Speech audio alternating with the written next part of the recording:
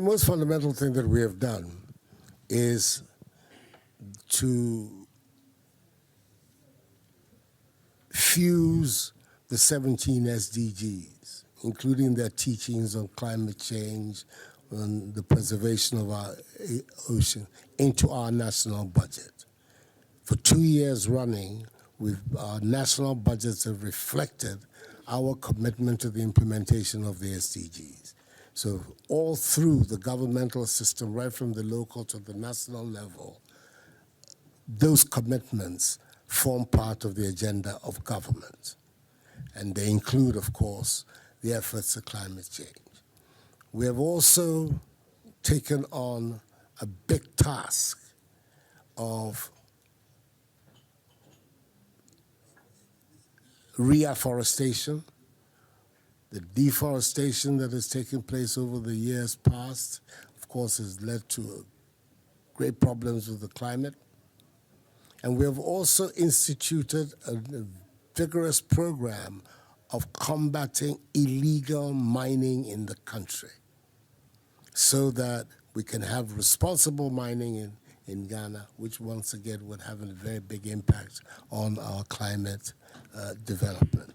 But it's a matter of concern, and like these critical issues, a great deal of it also has to do with what we need to do about education to make sure that people are aware of the consequences of their actions on the climate. The durable democracy. I think what really is the decision that was made in 1992 was that after everything that we had been through, it would have appeared that we had gone through virtually every conceivable type of governance experiment you can imagine. We began as a one-party state. We then transitioned to various kinds of military governance. One of them was something they called union government, which meant a permanent military presence in the state with co-opted civilians in it. I mean, all of those.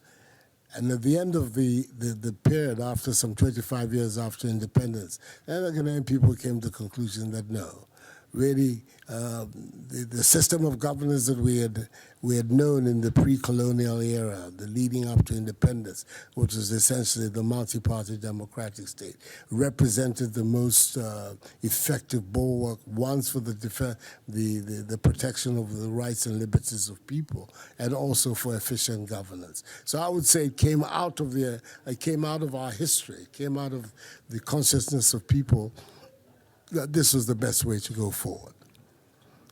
And then our priorities. The priorities continue to be, at the economic level, the process of transformation of the Ghanaian economy. We're doing so against the background of the fourth industrial revolution and what digital technology will avails us. But also, a major priority has to be going forward the protection of Ghana from the terrorist and outrages and violent extremism that is sweeping through some parts of the Sahel. Our neighbor, Burkina Faso, is in the turmoil of a life and death struggle against terrorism. Further down, Niger and Mali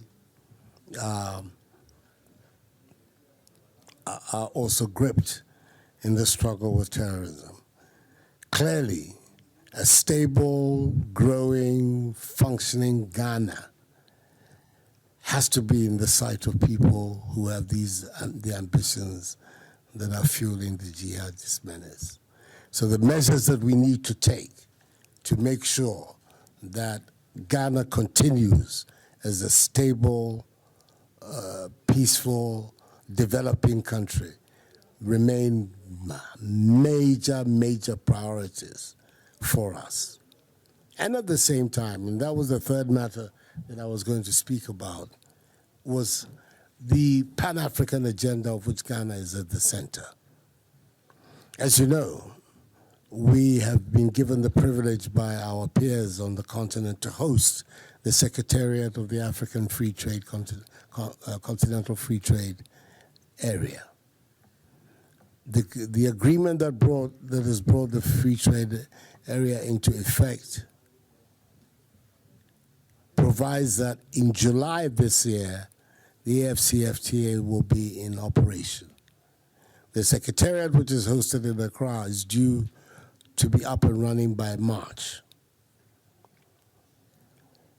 That is therefore also a major preoccupation of the government, to create the infrastructure, both the hard and soft infrastructure, that would allow us to maximize this new opportunity that has been given, which is really essentially that Ghana becomes a hub, a trade and investment hub for those who want, therefore, to reach this large market of 1.2 billion people that the African free trade area encompasses, with what, 2 to 3 trillion collective GDP. So these are the key priorities.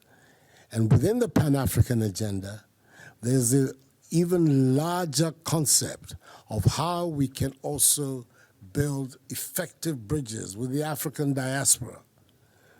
Our belief is very strongly that the African diaspora, that is our kith and kin in the Americas and in the Caribbean, also represent a large force, potential force for good for our development. And therefore we're taking those measures to build a strong bridge across the Atlantic that will also bring them into play in our national and continental life. As you know, Ghana has, last year, we initiated what we call the Year of Return, which was a celebration. Well, you could actually call it a celebration, but a commemoration of 400 years of slavery. The first 20 West African slaves was transported to the Commonwealth of Virginia in 1619. And 2019 was the 400th year of that event. And we initiated a year-long program which we call the Year of Return to commemorate that fact and also to reinforce our determination that such history will never be visited on the African peoples again. And at the same time, use it as a vehicle for reestablishing and reviving and solidifying our relations with our kith and kin in the Americas. It was a very, very successful project, and it has now led us also to begin to put into place the measures that we look upon as beyond the return, what next. But these are the main priorities of our government in the years going forward, and we think that if we are able to successfully confront and deal with these priorities, the end result will be a developed, free and prosperous Ghana, and that's our goal. We'll take one more question, and then we'll close our press conference. Thank you. Judith Corman, I'm a foreign editor at the Swiss daily Neue Zürcher Zeitung. I'd like to come back to the question of the security in Sahel region, and I would like to know what neighboring countries, such as Ghana, could do, which effects you fear for your country, and how you see the foreign involvement, and especially from military engagement, especially from the side of France. Thank you. First of all, what we ourselves can do, and that has always to be critical.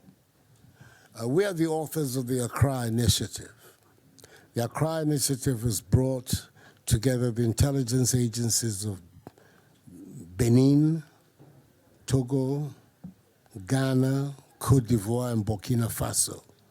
And now Mali and Niger have been added to the group of people whose intelligence and security chiefs meet on a regular basis in whatever capital they agree on to coordinate their intelligence and information about what is going on in our various countries as far as this terrorist menace is concerned. So that initiative in itself was a proactive decision that was taken, which we were very much involved in making sure that the collaboration and cooperation that we need to have in order to be able effectively to deal with this terrorist menace in West Africa was well established. And it is working well, and it is helping. There's also the willingness. We so far have not got any troops in the force that is being raised within the G5 Sahelian countries. They've not asked for it, and there doesn't seem to be any necessity. They themselves have it. But obviously, a major problem for poor countries like Mali, like Niger, all of our countries of West Africa, is the wherewithal to be able to find the money for the arms in this. Poor countries are having to spend inordinate amounts of their own budgets fighting this battle. And clearly, the assistance of the international community is welcome. It is in that context that France has stepped forward to offer both military as well as financial support for these G5 countries. I think that in the context of the fight in which we're engaged, because in any event, the jihadist threat, the terrorist threat in West Africa has a large international dimension. All of us are aware that many of those who are orchestrating the menace are people who have been displaced from the Middle East, Iraq, etc., who are now through Libya found themselves in the Sahelian region. So there are forces within the international community that also are sympathetic to our fight for stability and for freedom. Yes, I think that association is perfectly in order. Thank you, Mr. President, for apologies, for your views and perspective. On that note, I'd like to close the press conference. I'd like to say one thing before you do. Okay. That is that at the end of it all, there's one thing that you've heard us being repeating, that we are fighting and working for Ghana beyond aid. I think that that is the message that I would like to conclude this press conference with, that we are looking to build a Ghana where we will no longer need aid from the so-called donor community, because we will be able to stand on our own feet. And that's the perspective that we're fighting for. Indeed, for an Africa beyond aid, an Africa that is self-reliant, that is standing on its own feet and being able to deal with their own problems itself. And one of the things that we would like to do in this process is, I don't know, now that I have become a convert to the Davos thing, is to bring the forum to Ghana in a year or two's time. Madam, we'll use it. Well, on this very wonderful message, I'm very grateful to close the press conference. Thank you very much for your time.